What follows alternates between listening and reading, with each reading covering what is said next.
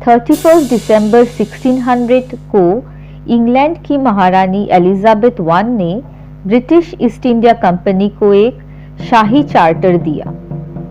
इस चार्टर के according company को एशिया, खासकर भारत और चाइना में बिजनेस करने का एक विशेष अधिकार मिला। उस समय मसाले, सिल्क, चाय, कॉटन और अन्य कीमती वस्तुओं की भारी मांग थी और ब्रिटेन इस व्यापार में हिस्सेदारी चाहता था। 1608 में फर्स्ट ब्रिटिश शिप हेक्टर सूरत के तट पर पहुंचा, जिसे कैप्टन विलियम्स चला रहे थे। 1615 में सर थॉमस रॉ को मुगल सम्राट जहांगीर के दरबार में भेजा गया। जहांगीर ने अंग्रेजों को भारत में व्यापार करने की अनुमति दे दी और इसी के साथ ब्रिटिश ईस्ट इंडिया कंपनी ने भारत में अपने पैर जमाने शुरू कर दिए। ब्रिटिश ईस्ट इंडिया कंपनी ने मुगल सम्राट जहांगीर को कुछ बिजनेस प्रपोजल्स दिए। सर थॉमस रॉ ने जहांगीर से अनुरोध किया कि ब्रिटिश ईस्ट इंडिया कंपनी को भारत के बंदरगाहों पर फैक्ट्रीज एस्टैब्लिश करने की परमिशन चाहिए। कंपनी भारतीय मसाले, रेशम, सूती कपड़े और अन्य कीमती सामान खरीदकर इंग्लैंड भेजना चाहती थी। बदले में ब्रिटिश व्यापारी भारत में यूरोपीय सामान भेजेंगे, जिससे मुगल साम्राज्य को भी लाभ होगा। अंग्रेजों ने जहांगीर को यह विश्वास दिलाने की कोशिश की कि वो पुर्तगालियों की तरह धार्मिक हस्तक्षेप नहीं करेंगे और केवल बिजनेस पर ही ध्यान देंगे। अंग्रेजों ने मुगलों को यह प्रस्ताव दिया कि अगर उन्हें बिजनेस की परमिशन दी तो वे पुर्तगालियों से लड़ने में मदद कर सकते हैं। थॉमस रॉ ने जहांगीर को कुछ एक्सक्लूसिव गिफ्ट्स दिए सो दैट वे जहांगीर को अपने बिजनेस प्रपोजल्स के लिए कन्विंस कर पाए। उन्होंने मुगलों को यह प्रस्ताव दिया कि अंग्रेज मॉडर्न हथियार और गोला बारूद मुगल सेना को प्रोवाइड करा सकते हैं। फिर क्या था, जहांगीर ने अंग्रेजों को सूरत में व्यापारिक फैक्ट्री खोलने की अनुमति दे दी। हालांकि उन्होंने यह शर्त रखी कि अंग्रेज मुगल साम्राज्य के कानूनों और शांति व्यवस्था का पालन करेंगे।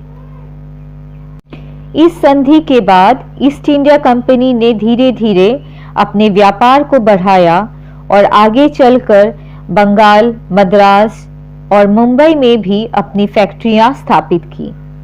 यह समझौता भारत में ब्रिटिश ईस्ट इंडिया कंपनी के एक्सपांशन का सबसे फर्स्ट और सबसे इम्पोर्टेंट स्टेप था। 1613 में ईस्ट इंडिया कंपनी ने सूरत में पहली फैक्ट्री एस्टैब्लिश की। फिर धीरे धीरे बम्बई, मद्रास और कलकत्ता में भी फैक्ट्रीज एस्टैब्लिश होना शुरू हो गए। यहाँ मसाले, सिल्क व अन्य सामान प्रोड्यूस होके यूरोप भेजा जाता था। मद्रास में सूती कपड़े और रेशम की फैक्ट्री शुरू हुई। 1690 में कलकत्ता व्यापार का केंद्र बना, जहाँ से अफीम, जूट और चाय का व्यापार शुरू हुआ। 1707 में मुगल सम्राट औरंगजेब की मृत्यु के बाद कमजोर पड़ गई, क्योंकि कोई भी मजबूत उत्तराधिकारी नहीं था। सत्ता के लिए उनके बेटों में गृह युद्ध छिड़ गया, जिससे साम्राज्य और कमजोर पड़ गया। इस स्थिति का फायदा उठाकर ब्रिटिश ईस्ट इंडिया कंपनी ने भारतीय शासकों को आपस में लड़वाने की नीति अपनाई। छोटे छोटे नवाब और राजा जो पहले मुगलों के अधीन थे, अब स्वतंत्र होने लगे। 1757 में बंगाल के नवाब सिराजुद्दौला ने ईस्ट इंडिया कंपनी के बढ़ते दखल का विरोध किया और कलकत्ता पर हमला कर दिया। लेकिन कंपनी ने मीर जाफर, जगत सेठ और अन्य गद्दारों को लालच देकर नवाब के खिलाफ कर दिया। 23 जून 1757 को पलासी में रॉबर्ट क्लाइव के नेतृत्व में अंग्रेजों की सेना और सिराजुद्दौला की सेना आमने सामने आई। लेकिन मीर जाफर की धोखेबाजी के कारण नवाब की हार हुई और बाद में उसे मार दिया गया।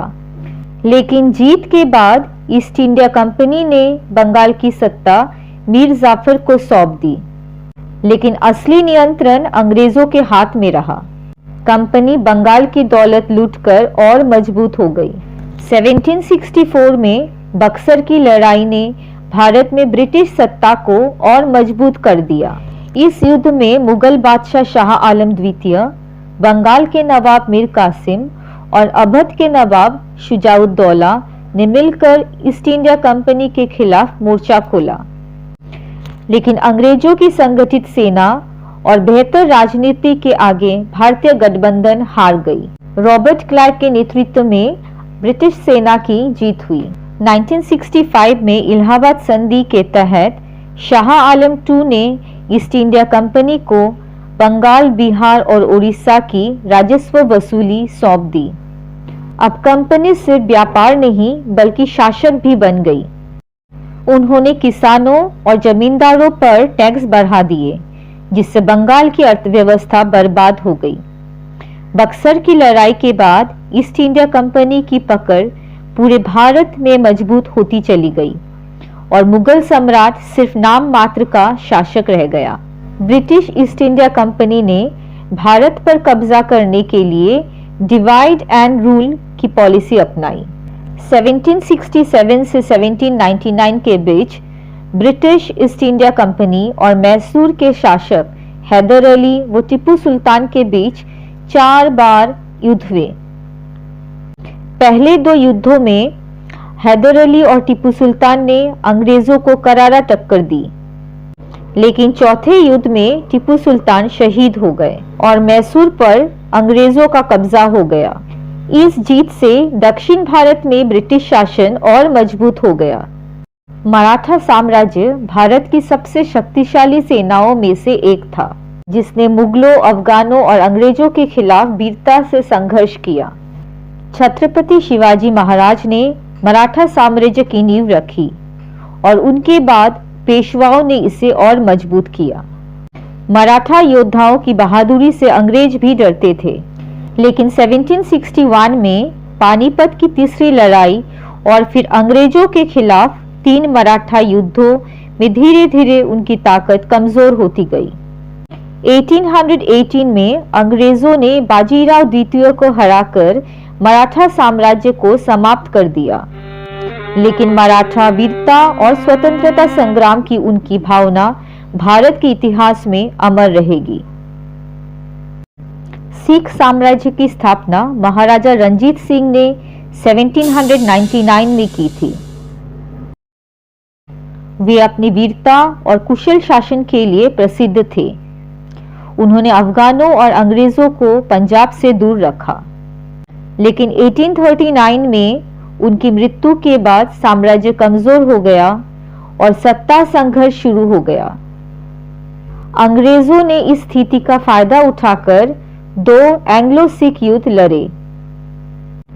दूसरे युद्ध में सिख सेना हार गई और 1849 में डलहौजी ने पंजाब को ब्रिटिश साम्राज्य में मिला लिया।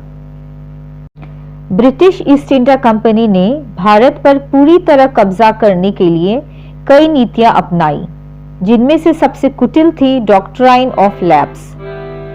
इसे लॉर्ड डलहौजी ने लागू किया। इसके तहत अगर किसी राजा का कोई पुत्र नहीं होता तो उसकी रियासत अंग्रेजों के अधीन हो जाती। इस नीति से झांसी, सतारा, नागपुर और अवध जैसे राज्य ब्रिटिश नियंत्रण में आ गए। इस अन्यायपूर्ण नीति और अंग्रेजों के अत्याचारों के खिलाफ पूरे भारत में असंतोष फैलने लगा। 1857 में भारतीय सैनिकों ने मेरठ, कानपुर, झांसी और दिल्ली में अंग्रेजों के खिलाफ विद्रोह कर दिया। इसे भारत का पहला स्वतंत्रता संग्राम कहा जाता है। बहादुर शाह जफर को विद्रोह का नेता बनाया गया, जबकि रानी लक्ष्मीबाई, तात्या तोपे, नाना साहब और बेगम हजरत महल ने अंग्रेजों के खिलाफ कड़ा संघर्ष किया, लेकिन बेहतर हथियारों और गद्दारों की वजह से अंग्रेजों ने इस विद्रोह को कुचल दिया। 1857 के बाद ब्रिटिश सरकार ने ईस्ट इंडिया कंपनी का शासन खत्म कर दिया और भारत को सीधे ब्रिटिश क्राउन के अधीन कर दिया। अब भारत पर शासन की बागीडोर ब्रिटिश रानी के हाथों में थी और भारत पूरी तरह ब्रिटिश साम्राज्य का गुलाम हो गया। आपको अगर ये वीडियो अच्छा लगा तो please do like, share and subscribe. जय हिंद, जय भारत, नमस्कार।